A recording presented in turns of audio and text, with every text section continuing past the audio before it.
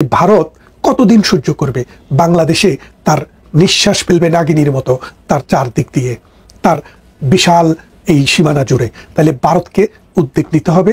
সেই উদ্যোগে বাংলাদেশে যদি একটি যুদ্ধ অবস্থা তৈরি হয়, উৎপাদন ব্যাহত হবে, বৈদেশিক সম্পর্ক নষ্ট হবে, মানুষ দরিদ্র থেকে দরিদ্রতর হবে, আর এর ফলশ্রুতিতে এটা হবে সোমালিয়া, এটা হবে রুয়ান্ডা, এটা হবে আফগানিস্তান, এটা হবে লিবিয়া, সিরিয়া।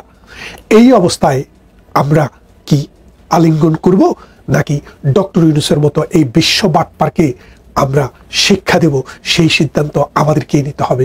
আমরা বাংলাদেশ আর ভারত, এই দুটি দেশ কখনো কি শত্রু ছিল? এই দুটি দেশের মধ্যে কি কখনো যুদ্ধ হয়েছে? এই দুটি দেশ কি কখনো একটি দেশকে অন্য দেশ সাপ্রেস করার চেষ্টা করেছে? আমরা এই জিনিসটা যদি একটু দেখি, তাহলে আমরা বুঝবো ভারত বাংলাদেশ এই দুটি দেশের মধ্যে যে সম্পর্ক, এই সম্পর্ককে বিষাক্ত করে তোলার পিছনের কারণগুলো কি? এটা কি ভারতের দিক থেকে হচ্ছে নাকি বাংলাদেশের দিক থেকে হচ্ছে? এবং যদি বাংলাদেশের দিক থেকে হয়, কারা করছে? আর ভারতের দিক থেকে যদি হয়, তাহলে কারা করছে? 1971 সালে মহান মুক্তিযুদ্ধে অবধারিতভাবে ভারতের একটি অবদান আমরা কোনোভাবেই অস্বীকার করতে পারি না।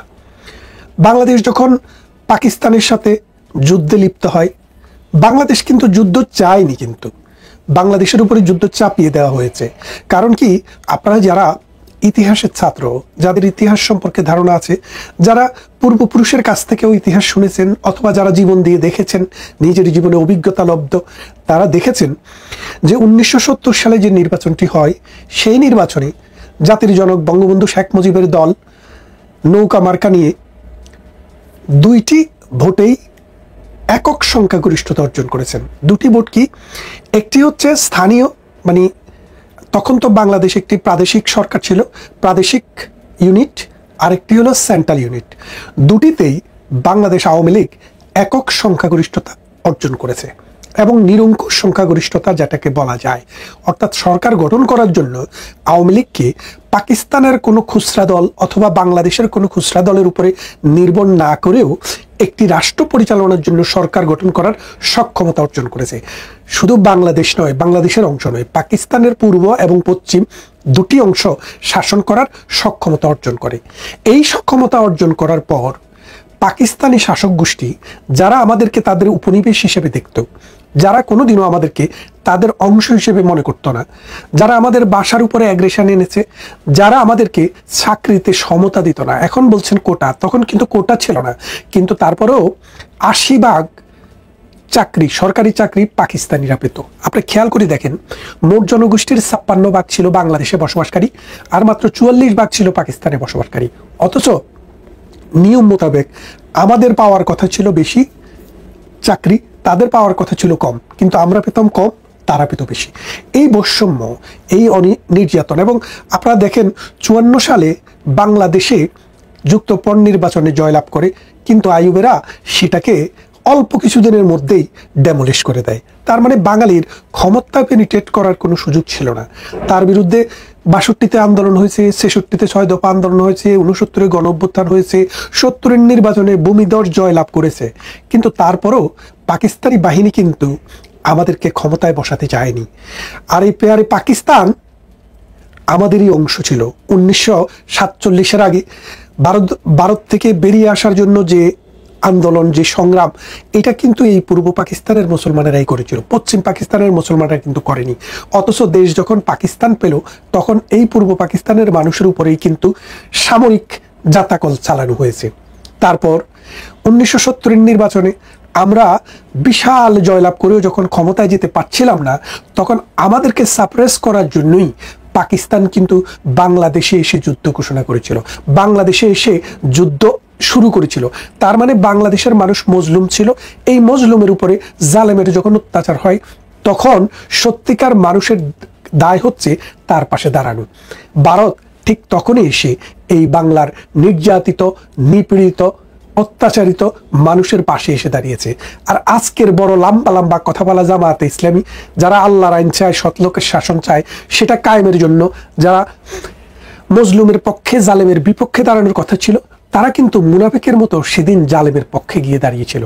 4 জন মন্ত্রী নিয়ে এই পূর্ব বাংলায়, যেটা এখনকার বাংলাদেশ, সেখানে নির্যাতনের এমন কোনো জাতাকল বাকি রাখেনি জামাতে ইসলামী বাংলাদেশকে, যার কারণে এই ভারতীয় বাহিনী এবং বাংলাদেশের যৌথ বাহিনীর কাছে 1971 সালের 16ই ডিসেম্বর নাকে খত দিয়ে পরাজয় বরণ করতে হয়েছিল। আপনারা যদি বাংলাদেশের মুক্তিযুদ্ধের সংজ্ঞা দেখেন, সেখানে লেখা আছে মুক্তিযুদ্ধ হচ্ছে যারা পাকিস্তান বাংলাদেশের যুদ্ধে জামাতে ইসলামী, পাকিস্তান সেনাবাহিনী, নেজামে ইসলামী, জামাতে ইসলামী, মুসলিম লীগ, আল বদর, রাজাকার, আল শামস এবং শান্তি বাহিনীর বিরুদ্ধে যারা যুদ্ধ করেছে তারা হলো মুক্তিযোদ্ধা। তাহলে বোঝেন, মুক্তিযুদ্ধ মানে হচ্ছে জামাতের বিরুদ্ধে যুদ্ধ করা, মুক্তিযুদ্ধ মানে হচ্ছে আল শামসের বিরুদ্ধে, রাজাকারের বিরুদ্ধে, মুসলিম লীগের বিরুদ্ধে যুদ্ধ করা মানুষরা, যারা যুদ্ধ করে তাদেরকে পরাজিত করেছিল। আর এই ভারত, এই যে মহাভারত, এই মহাভারত বাংলাদেশের পক্ষে বন্ধুর মতো এসে দাঁড়িয়েছিল।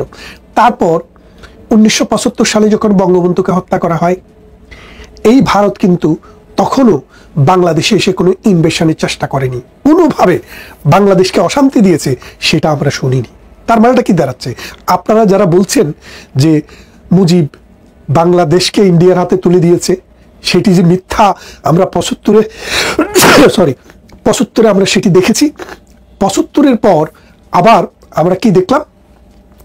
দেখেন, বাংলাদেশ এবং ভারতের যে এই দ্বিপাক্ষিক সম্পর্ক, বাংলাদেশের যুদ্ধের পর বঙ্গবন্ধু পাকিস্তান থেকে এসে প্রথমেই ইন্দিরা গান্ধীকে রিকোয়েস্ট করলেন তোমার সেনাবাহিনী নিয়ে যাও। ভারত কিন্তু তার সেনাবাহিনী নিয়ে গেছে। তারপরে ইন্দিরা মুজিব একটি চুক্তি হলো, এই দেশটি যেন টিকে যায়। ভারত পৃথিবীর নানা দেশকে উদ্বুদ্ধ করেছে বাংলাদেশকে যেন স্বীকৃতি দেয়। জাতিসংঘের স্বীকৃতি নিয়ে এসে বাংলাদেশ একটি পূর্ণাঙ্গ রাষ্ট্র হিসেবে দাঁড়িয়ে যায়। তারপর বাংলাদেশের 54টি নদী ভারতের অববাহিকায়, ভারত থেকে আসা। এই নদী না হলে বাংলাদেশের কৃষি বাঁচে না, এই নদী না হলে বাংলাদেশের মৎস্য থাকে না, এই নদী না হলে বাংলাদেশের যে সুজলা সুফলা ভূপ্রকৃতি সেটা বাঁচে না। সেই ভারত আমাদেরকে এই নদীর জল দিয়ে সহযোগিতা করছে। মাঝে মাঝে এর ব্যত্যয় হয়নি আমি সেটা বলবো না, কিন্তু ভারত আমাদেরকে সবসময় এই সহযোগিতাটা দিয়ে এসছে। এই ভারতের সহযোগিতায় প্রতিদিনে বাংলাদেশ উন্নত হয়েছে, সমৃদ্ধ হয়েছে। কিন্তু বাংলাদেশে ওই পাকিস্তানের 70 ভাগ বীজ যে বাংলাদেশে ছিল, তারা কিন্তু সবসময় শোধ তোলে যে ভারত আমাদের সব নিয়ে গেল। কিন্তু ভারত কি নিল এই পর্যন্ত আমরা তার কোনো নমুনা পেলাম না। অথচ ভারত সবকিছু নেওয়ার পরও আমরা পাকিস্তানের চাইতে ভালো আছি। কিভাবে ভালো থাকি? কারণ মহাভারত আমাদের পাশে এমন একটি দেশ, যে দেশটি শুধু ছায়া দেয়, লাথি দেয় না। বাংলাদেশকে বিপদে আপদে যখন দরকার হয়েছে ভারত কিন্তু সহযোগিতা দিয়েছে। ইন্দিরা মুজিব চুক্তিটি এই মোদি এসে কার্যকর করে গিয়েছে। তাহলে আপনি দেখেন, বাংলাদেশের যে কোনো দৈব দুর্বিপাকে, বাংলাদেশ পার্বত্য চট্টগ্রামে অশান্তি ছিল, সেটার জন্য ভারত যথেষ্ট সহযোগিতা করেছে যেন একটি শান্তি চুক্তি হয়। বাংলাদেশে যখন নদীতে পানির সমস্যা হয়, ভারত তখন গঙ্গার পানি চুক্তি করে 30 বছরের জন্য বাংলাদেশকে পানির ব্যবস্থা করে দিয়েছে। আগামী বছর সেই পানির চুক্তিটি শেষ হয়ে যাচ্ছে। রাজনৈতিক সমঝোতা না হলে সেই চুক্তিটি আর নবায়ন হবে না। বাংলাদেশ কিন্তু বিশাল একটি থ্রেটের মুখে আছে। ভারত খুব স্লো অ্যান্ড স্টেডি ওয়েতে কাজ করে। ভারত দেয়ার কিছু করবে না। আগামী বছর যদি এই চুক্তিটি না হয়, তাহলে বাংলাদেশে মরুকরণ এবং খাদ্যের স্বয়ংসম্পূর্ণতা কোথায় গিয়ে দাঁড়ায় সেটা আপনারা দেখতে পাবেন। এই মৌলবাদী চক্র বাংলাদেশে যারা পাকিস্তানের যারা দালাল ছিল, কোলাবোরেটর ছিল, এবং যারা চিন্তায় এবং চেতনায় মধ্যযুগীয়, যাদের মধ্যে ইসলাম ধর্মের ন্যূনতম রেশ নেই। আমরা 71-এ দেখেছি তারা আমাদের নারীদেরকে কিভাবে ধর্ষণ করেছে, কিভাবে অত্যাচার নির্যাতন এক মুসলমান আরেক মুসলমানের উপরে করেছে। ইন্ডিয়া তার 1000 ভাগের 1 ভাগও কোনোদিন আমাদেরকে দেখায় নাই। অথচ এই মৌলবী, এই মোল্লা, এই ধর্মান্ধ, এই সাম্প্রদায়িক শক্তি সব সময় ভারত বিরোধী একটা বীজ বপন করে। প্রধানমন্ত্রী শেখ হাসিনার যে ভুলটি সবচেয়ে বড় ছিল, বাংলাদেশে অলিতে গলিতে আনাচে কানাচে মাদ্রাসা দিয়ে প্রত্যেকটা মাদ্রাসা থেকে মৌলবাদী উৎপাদন করে তার নিজের কবর রচনা করেছেন।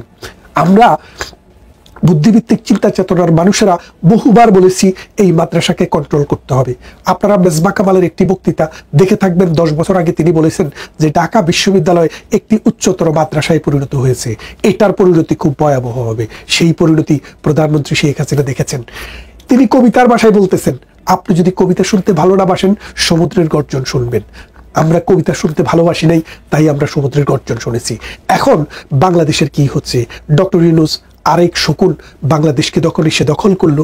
এখন বাংলাদেশের আছে কি? একটি বন্দর, সেটি চলে গেছে আমেরিকার হাতে। আরেকটি বন্দর করছে কারা? ডেনমার্ক। 40 বছরের জন্য লিজ দেওয়া হয়েছে। সেই বন্দরটি হলে আমাদের যে বন্দরটি আছে এই বন্দরটি কানা হয়ে যাবে। এই বন্দরটি তখন ওখানে এটাকে একটা বস্তি করে দিতে হবে, অথবা এটাকে একটা গোডাউন করে দিতে হবে। আমাদের এই বন্দরটিও শেষ। কিছুদিন আগে আমাদের আগুন লেগেছিল এই ঢাকা এয়ারপোর্টে, আপনারা জানেন।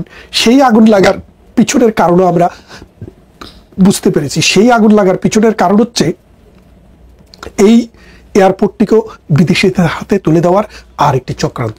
এইভাবে নানানভাবে আমরা আমাদের স্বার্থকে ডক্টর ইউনূসকে ব্যবহার করে বিদেশিরা নিয়ে যাচ্ছে। বাংলাদেশের সার্বভৌমত্ব বলে এখন আর কিছু থাকবে না। এখন ভারত দেখছে পাকিস্তানিদের সাথে আমাদের যে মেলামেশা, আমাদের দর্শকদের সাথে আমাদের যে মেলামেশা, সেই মেলামেশার কারণে ভারত আনকমফোর্টেবল ফিল করছে। কারণ পাকিস্তান উৎপাদন করে জঙ্গি, পাকিস্তান উৎপাদন করে সাম্প্রদায়িক শক্তি, পাকিস্তান উৎপাদন করে মিলিটারি শক্তি, যারা বুটের আঘাতে মানুষের হৃদয়কে ছিন্ন বিচ্ছিন্ন করে। এখন তাদের সাথে যখন বাংলাদেশের প্রতিদিন দহরম মহরম চলছে, লস্করে তৈয়বা, জয়শী মোহাম্মদের মতো লোকেরা যখন বাংলাদেশে এসে রেকি করে যাচ্ছে, ভারতের দিল্লিতে যখন এখান থেকে ট্রেনিং নিয়ে আক্রমণ চালাচ্ছে, তখন ভারতকে কঠিন সিদ্ধান্ত নিতে হচ্ছে। ভারত এখন এমন সিদ্ধান্ত নিয়েছে বলে আমরা শুনেছি, প্রয়োজন হলে যেই কোনো সময়ে বাংলাদেশে সার্জিক্যাল স্ট্রাইক করবে। এই সার্জিক্যাল স্ট্রাইকের মাধ্যমে মৌলবাদী স্থাপনা ধ্বংস করবে, মিলিটারি স্থাপনা ধ্বংস করবে। এর ফলে বাংলাদেশে যেটুক শক্তি আছে সেটুকু নিঃশেষ হয়ে যাবে। বাংলাদেশ এই গঙ্গা পানি চুক্তিটাও শেষ হয়ে যাচ্ছে, খাদ্য উৎপাদনও কমে যাবে। আস্তে আস্তে বাংলাদেশ একটি দুর্ভিক্ষের দিকে যাবে। লক্ষ লক্ষ মানুষের চাকরি এখন নাই হয়ে গেছে। রিক্সাওয়ালা, ঠেলাওয়ালা, গাড়িওয়ালা, তাদের জীবন এখন হাহাকার চলছে। এবং গার্মেন্টস শ্রমিক, যারা নিম্ন আয়ের মানুষ, তাদের শত শত গার্মেন্টস বন্ধ হয়ে যাওয়ার ফলে বাংলাদেশে এখন হাহাকার নেমে এসছে। এই হাহাকার, এই অনাচার, এই অত্যাচার, এই নির্যাতন, নিপীড়নের মধ্যে একটি দেশ কতটুক সামনের দিকে যাবে? মৌলবাদীদের এই খপ্পরে যদি বাংলাদেশ সত্যিই পড়ে যায়, তাহলে এই বাংলাদেশের সীমান্ত আর রক্ষিত থাকবে না, এই বাংলাদেশের অখণ্ডতা আর থাকবে না, স্বাধীনতা আর থাকবে না।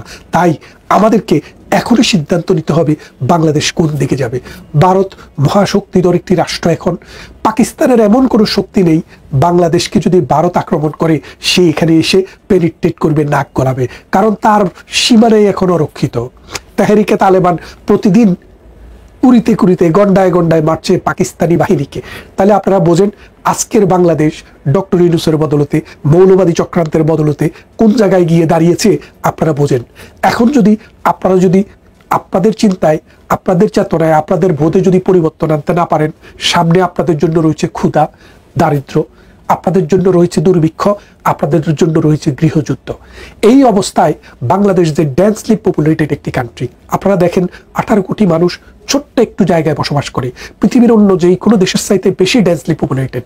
সেই জায়গাটি আজকে এই ডক্টর ইউনূস যেভাবে নিয়ে যাচ্ছে বাংলাদেশের মানুষকে, সবাইকে ঋণগ্রস্ত করার জন্য, গ্রামীণ ব্যাংকের গ্রাহক করার জন্য, সবাইকে ফকিন্নি বানিয়ে গ্রামীণ ব্যাংকের গ্রাহক করার জন্য ডক্টর ইউনূস যেখানে আপনাদেরকে নিয়ে যাচ্ছে, সেখান থেকে আপনারা ফিরে আসতে পারবেন না।